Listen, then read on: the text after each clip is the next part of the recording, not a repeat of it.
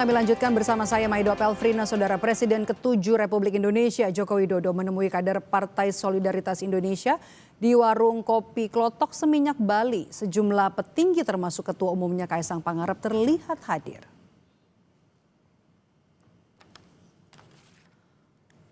Momen ini terlihat dalam akun Instagram @psi_id yang diunggah hari Kamis 2 Oktober lalu.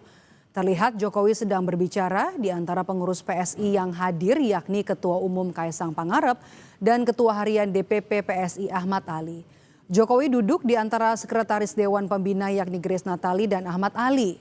Menurut Ketua DPP PSI Bidang Komunikasi Publik Valdo Maldini, pertemuan Jokowi dan PSI di Bali dilakukan atas permintaan PSI usai Jokowi menghadiri pernikahan Wasekjen PSI I Putu Yoga. Kehadiran Jokowi di tengah sejumlah kader dan pengurus PSI muncul kala sosok J sebagai Ketua Dewan Pembina Partai masih disamarkan.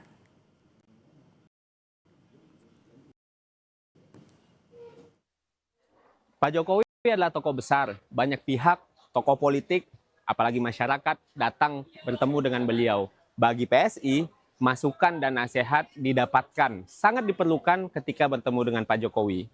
PSI yang membutuhkan Pak Jokowi, bukan sebaliknya.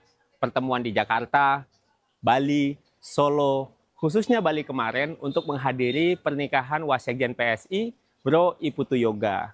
Kami tentunya berterima kasih atas kesediaan waktu Pak Jokowi. Terkait siapa sosok J, nanti di waktu yang tepat Mas Kaisang akan mengumumkan. Terima kasih. Relawan Jokowi dan pendukung Prabowo Gibran menyampaikan pernyataan